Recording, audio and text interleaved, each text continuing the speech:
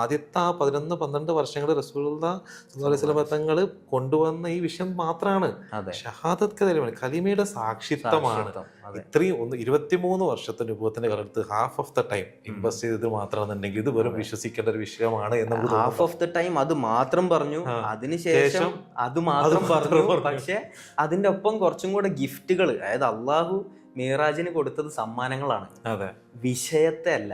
ആ വിഷയം റസൂൽ സല്ലല്ലാഹു അലൈഹി വസല്ലമയിലൂടെ വന്നു. അതെ, പിന്നുള്ളതൊക്കെ സമ്മാനങ്ങളാ, നിങ്ങൾക്കുള്ള ബോണസുകളാ. അപ്പൊ എന്താന്ന് വെച്ചാല് ഈ പറയുന്ന വിഷയം ഇല്ലാത്തടത്ത് ഒരു മൂമിന് മാത്രമേ എന്തുള്ളൂ, നിസ്കാരം നിർബന്ധമുള്ളൂ, അതെ, ഒരു നോമ്പ് നിർബന്ധമുള്ളൂ. അപ്പൊ ആദ്യം നിങ്ങൾ മൂമിനായി, അല്ലാണ്ട് നിങ്ങൾ ഈ നിസ്കരിച്ചിട്ട് ഇതൊക്കെ എങ്ങോട്ടാ പോകുന്നത്? ഇബാദത്ത് എന്ന് പറഞ്ഞാൽ അള്ളാഹുവിനെ അറിയലാണല്ലോ. അള്ളാഹു പറഞ്ഞു എന്താണ് ഇബാദത്ത് വെച്ചാൽ ഇബാദത്ത് അള്ളാഹുവിനെ അറിയലാണ്. അള്ളാഹുവിനെ അറിയാന്ന് അള്ളാഹുവിനെ അറിഞ്ഞവരിലൂടെ അല്ലാതെ നമുക്ക് അറിയാൻ സാധ്യമല്ല. To worship is to know എന്ന് പറയുന്ന ഒരു വിഷയം. കറക്റ്റ്. ഇതല്ലാതെ സാധ്യമല്ല. ഇതാണ് ദീൻ. അതാണ് ഫഅലം അന്നഹു ലാ ഇലാഹ ഇല്ലല്ലാഹ് ഖുർആനിൽ പറയുന്ന ഒരു വിഷയം. അപ്പൊ നമുക്കിതാണ്, നമുക്ക് അറിയണം. അപ്പോൾ ഈ ഒരു അറിവ് എന്നുള്ളൊരു വിഷയമാണ് ഈ ദീനിന്റെ പ്രാധാന്യം ഏറ്റവും നിർബന്ധമായിട്ട് നടക്കേണ്ടത്. അങ്ങനെ ഒരു അറിവിലേക്ക് നമുക്ക് എത്തണേ നമുക്കൊരു ഷെയ്ഖ് വേണം.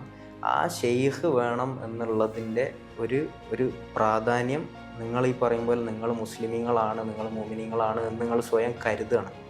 നിങ്ങൾ ഈ ലാ ഇലാഹ ഇല്ലല്ലാഹ് മുഹമ്മദ് റസൂലുള്ളാഹിനെ സാക്ഷ്യം വഹിച്ചിട്ടില്ലെങ്കിൽ അത് നിങ്ങളെ വെറും ഒരു കരുതൽ മാത്രമാണ്, അങ്ങനെയൊന്നും സംഭവിച്ചിട്ടില്ല. അപ്പം നിങ്ങൾ ആ ഒരു ദീനിലേക്ക് തിരിച്ചു വരിക, ദീനിനെ നിങ്ങൾ ഓർക്കുക, നിങ്ങൾ അള്ളാഹുമായിട്ട് ചെയ്തിട്ടുള്ള ഒരു കരാർ, ആ കരാർ നിങ്ങൾ പുതുക്കുക എന്നുള്ളത് ഇവിടെ നിർബന്ധമായിട്ട് നടക്കേണ്ട ഒരു കാര്യമാണ്.